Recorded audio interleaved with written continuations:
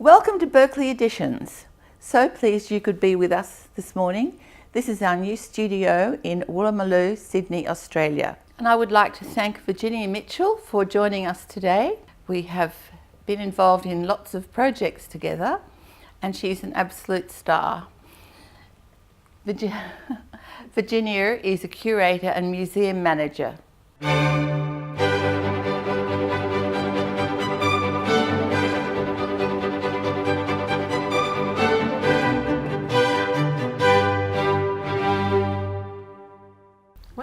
Why am I here today?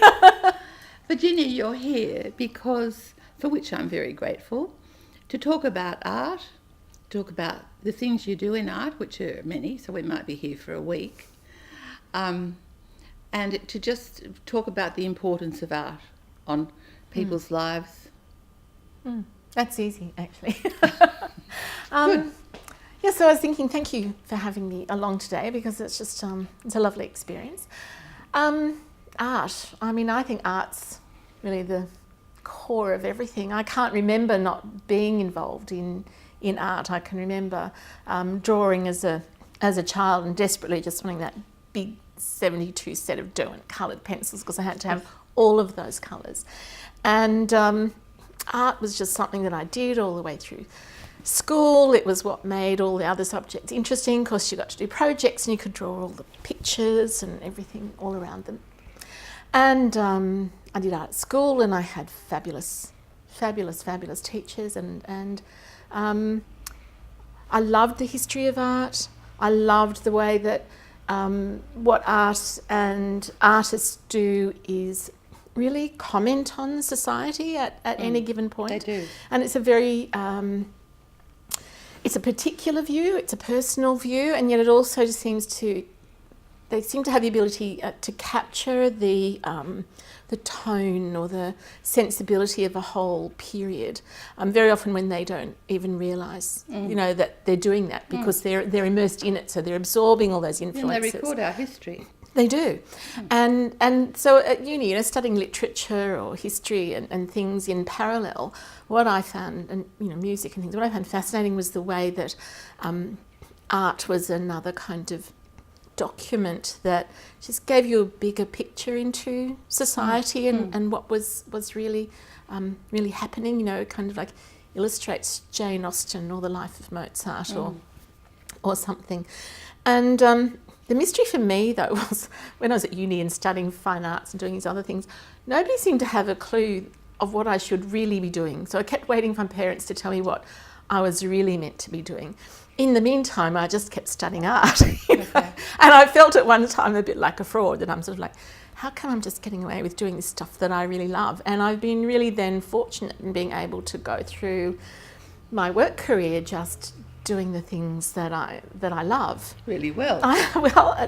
If you love something, it's kind of easy, and it's easy to put in the extra hours, and it's easy to set yourself really high standards, and it's easy to work towards them. It's easy to push through difficult situations to get, the best result. And the thing I love about the art industry is that everyone else is the same. Everyone else is really passionate. They're all really knowledgeable. They've all, set themselves high standards. They've all got really clear things that they want to achieve. And so when we come to work together on delivering a project, it's got its ups and its downs and its real challenges, and artists know exactly what they want and curators know exactly what they want, and the gallery manager knows what they need for their customer and their visitor, and yet somehow they can all work together to get that result because they've got that shared common objective about what it is, and it's always so satisfying. It's terribly traumatic sometimes getting to that point, and dramatic and fascinating because some of the crazy solutions you come up with to problems are amazing to pull it off, and it's just exciting. Then you do that and you for some reason you go to bed, get up in the morning and do it all again, but it's great. And I've just met such fabulously interesting people and lovely people, and you being one of them, and through you I've met so many fascinating people. You too. when we don't just meet artists and we don't just talk to gallerists, we work with architects and designers and festival managers and big museums and corporate clients and a lot of interior designers and decorators in here, because now for the new thing is that we show everything on the projector, so we don't have to have the stock, which is great. If you haven't seen that yet, I have seen the projector. It's fantastic. Oh, okay. Yeah. Berkeley Editions have been publishing fine art limited editions for nearly 40 years now, and it's been a great honour to work with these wonderful artists. Virginia knows all of them. For example, Arthur Boyd we worked with for the last 20 years of his life, and Margaret Olley, Charlie Blackburn and David Boyd and so on. And it's a great honour because they're all very individual.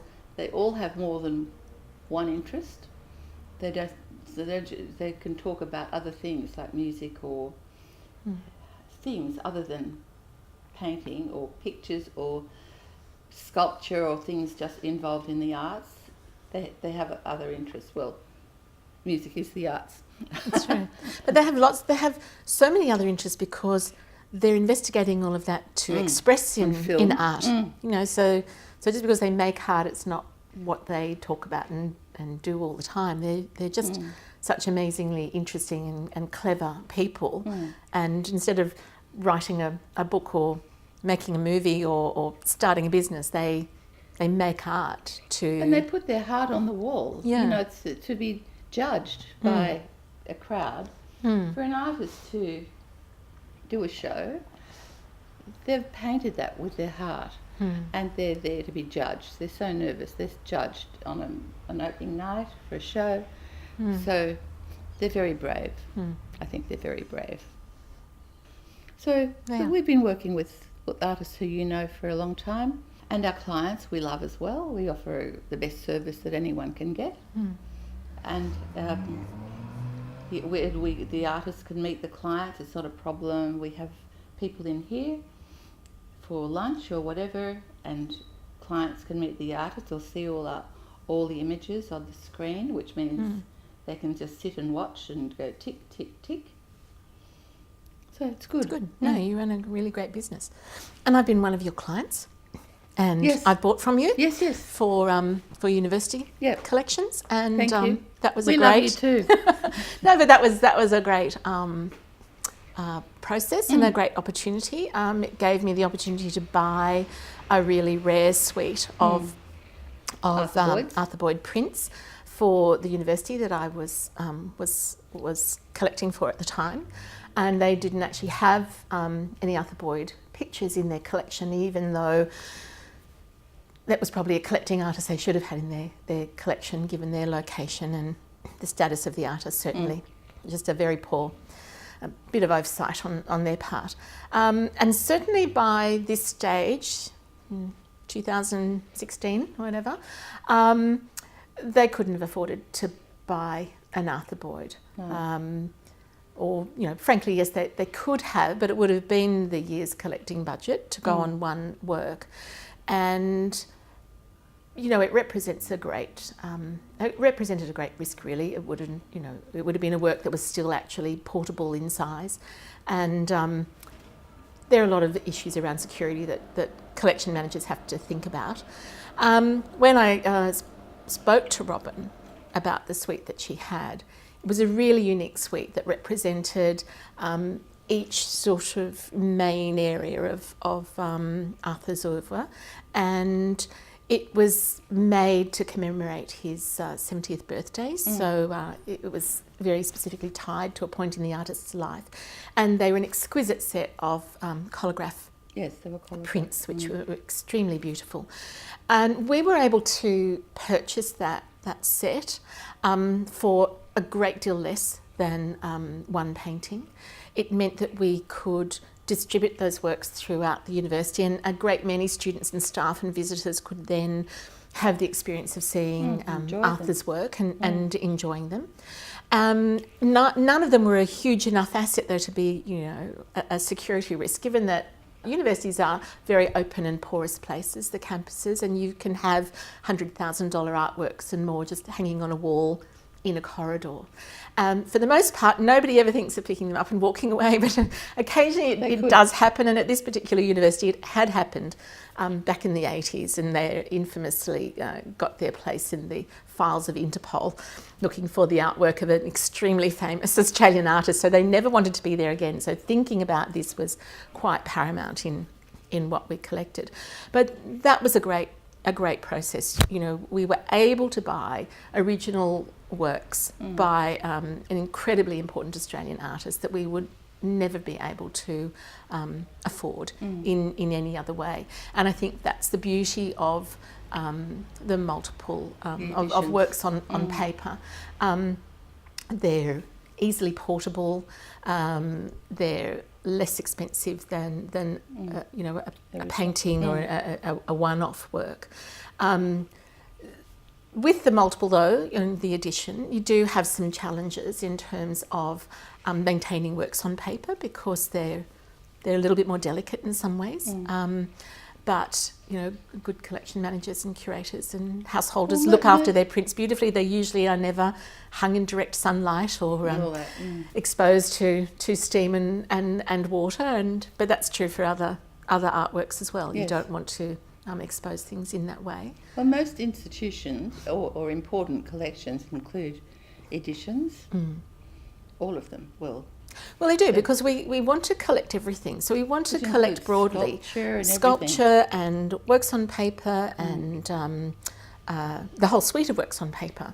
So the whole range of prints, such as collagraphs, screen prints, etchings, engravings, and all of the suite, all of the, you know, all of the forms sitting underneath that. And every major artist has worked in areas of works on paper, including watercolour as well. They have, or they've got someone else to do it for them, and that's, or with them. Or with them. And that's the thing some artists have, and we were talking about Turner before.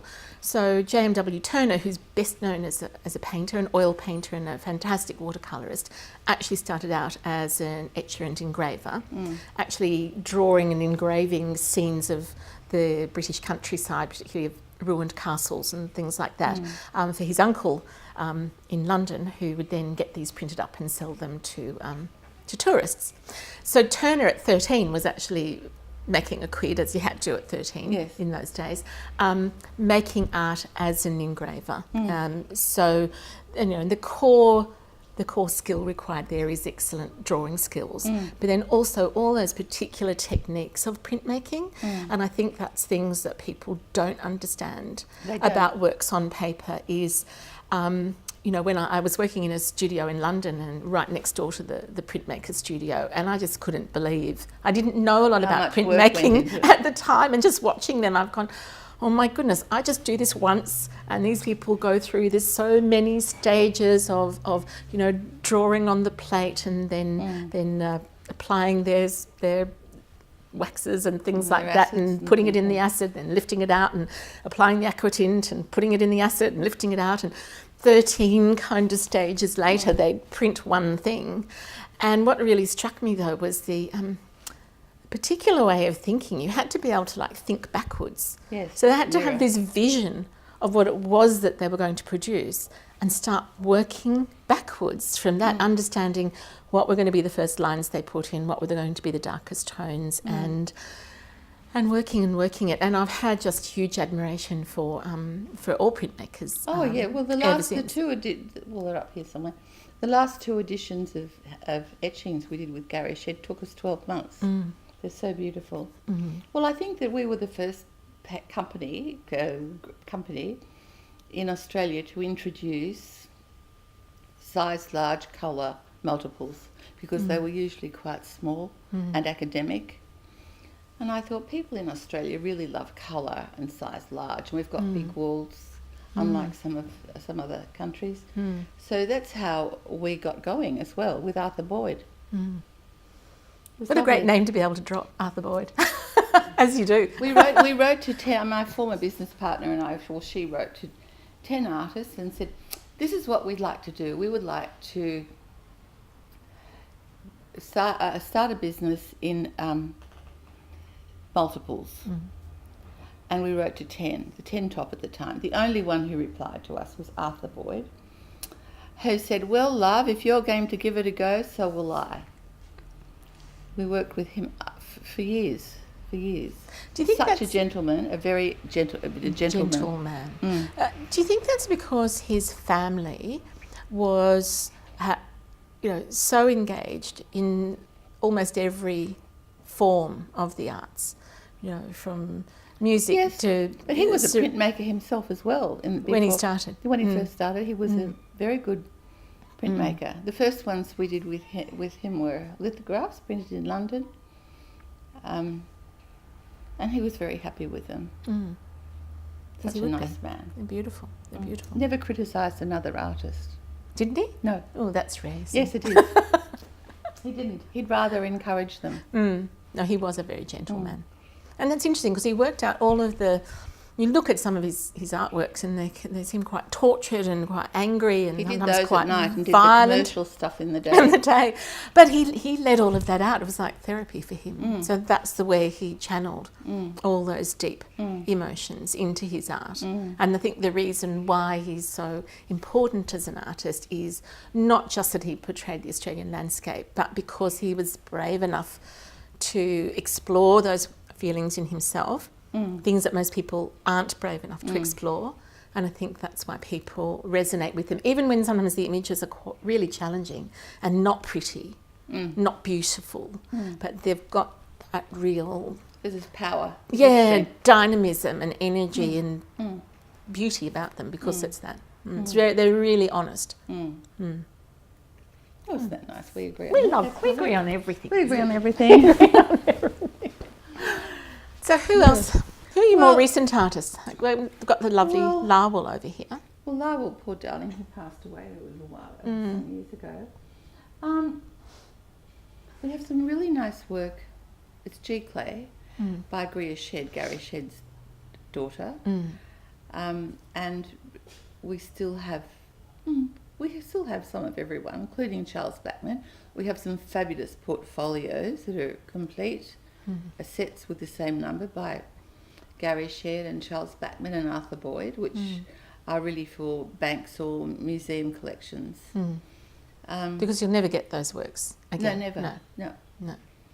So we've just got to find who we can help with them, who would like to have them. The whole art world has changed in the last 10 years with the introduction of the very invasive internet. Yeah.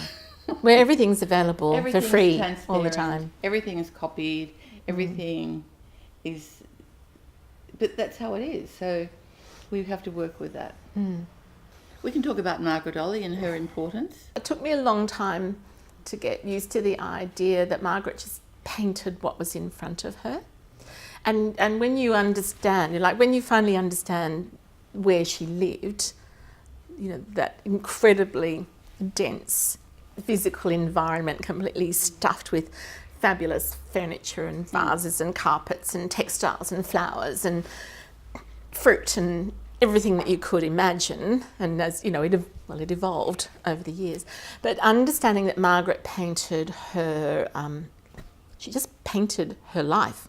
She painted her life, but she also loved what she did, and she would travel every year and go to all the museums and art galleries, and she was really interested in the light.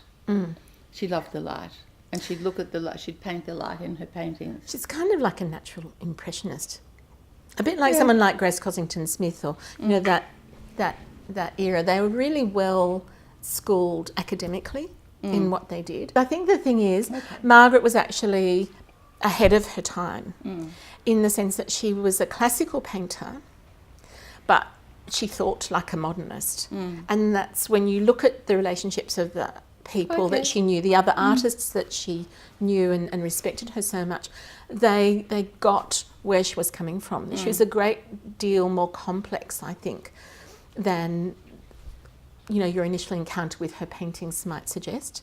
That she's not just a flower painter, or a still life painter, or a nice. She was once a really pretty girl around town that hung out with artists and painted flowers, but she was a great deal more than that. And the other artists, she was a lovely person. Justin O'Brien and other people that were very close to her, sometimes suffered the same criticism that, you know, the paintings weren't really serious. Oh, I see. You know, they weren't sort of Well, and big. Jeffrey Smart as well was Jeffrey Smart, you know, they weren't painting really big paintings. They weren't abstract. They weren't falling into sort of the big groovy, particularly by the 60s, the great, obviously modernist thing. And no one knew quite how to categorise them. But the thing with Margaret's work is just the way that the work has just continued. She's never deviated from what she did. Or what she believed. Or in. what she believed, No, or what she loved. She just kept on exploring it further and further and further and further. She was also a great supporter of other artists. She was. She would go to a show and buy another artist's work if she liked them.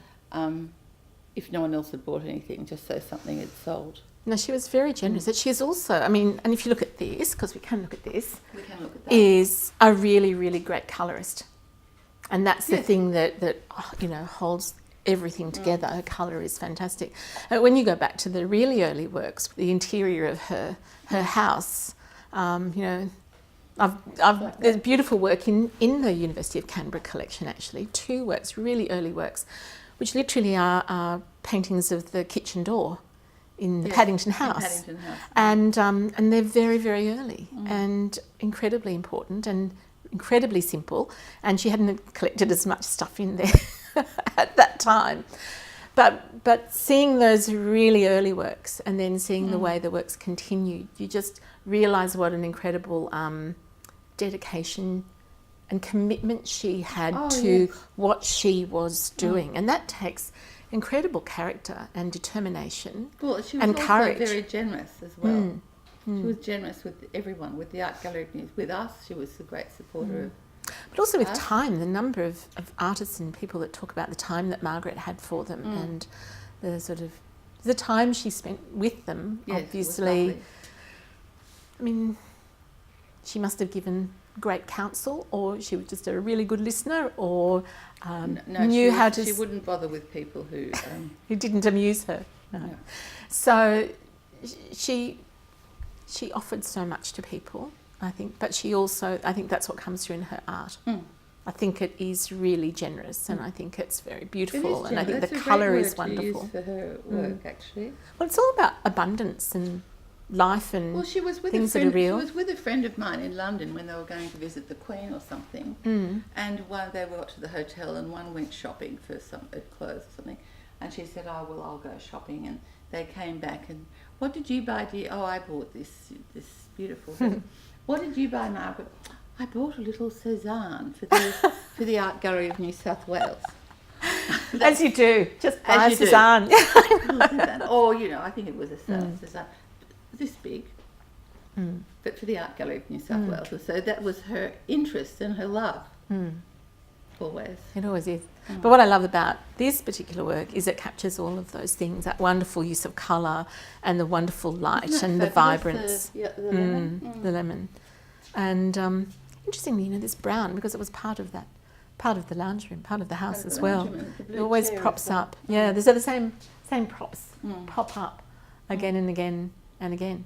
Strangely enough, completely different. There's a strangely Vermeerish kind of quality to this sort of this painting of the everyday interior and celebrating the everyday interior. It doesn't have to be, and we know that Vermeer did compose, but initially they don't look that composed. They just look like these perfect little snapshots that you might get glimpsing through a door into a residence. And Margaret actually offers that continual glimpse into her residence, into her home and her life. And you know, I think when we talk about other artists, you know, sharing their innermost thoughts and exploring that, Margaret just offered it up in such a She did. And gentle way. You could hang that anywhere, in an office or a kitchen, or... Perhaps not the kitchen, but yeah. Okay, the kitchen. Depending on the size. Depending on the size, not above the stove. No, darling, No. no, not above the stove. I have seen artworks hung above the stove. That's a bit I've terrible. seen artworks hung above a fireplace, an open fireplace, Yeah, it's which is terrible. okay if there's the sill, but anyway. I've seen a William Rose come into exhibition. It was covered in fly spots. At first we thought it was actually part of this paint speckle on the surface. But it was actually, Really? yeah, it'd been hung in the kitchen. A bit of grease for discoloration. Oh, well. Didn't know whether to clean it off or leave it there. No. Been there for 50 years. So. But, you know, we did some interesting work working on We've done some nice scoping projects for big art events and installations. Oh, have you? Well, we both have Oh, yes. a project that cannot be named. And still coming. And that's been fascinating, actually, investigating what other museums and galleries are doing around the world. And interestingly, museums are, classical museums, like museums of natural history or of arts and sciences and engineering, are increasingly looking to artists to come in and mess up their collections a bit and interpret their collections, because I think people now realise that that's actually what artists do. They interpret the world around them. They don't just describe it.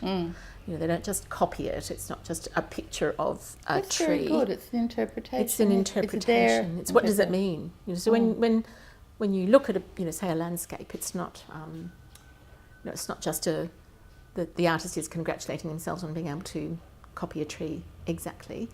And of course you then always get the viewer that criticises an artist because they haven't in fact copied the tree exactly, which you think would beg the question in the viewer then, if he couldn't copy the tree exactly and make it look like a photograph, why would you bother? Yes. So therefore, no, the purpose is not to actually make art look exactly like real life, although sometimes artists do. They do. Jason Benjamin does, and they're beautiful. They do, but often there's an element in there that in fact you couldn't see or wouldn't see in real life. So even there's a purpose for making that, which is actually making the viewer, investigate the picture, look more closely at its materiality to see what's there that they wouldn't otherwise see in real life that might be fleeting. Or, if you're not going to paint a tree realistically, if you're going to, poor Cézanne faced the same criticisms, early on. If you can't paint the leaves, why are you painting all these sort of square blocks of colour? It's because I'm actually thinking about something else. The tree is a vehicle for us to actually investigate other things, whether it's technically about painting or it's about, life and society. So that's the endless fascination with art, I think, that every artist you come across has got a different reason for why they're doing things and a different skill set and a different sensibility. And there is a reason. Yes, Thank you, darling, It's been for a coming pleasure. Thank you to darling Virginia Mitchell. We would love you to join us on Facebook and Instagram.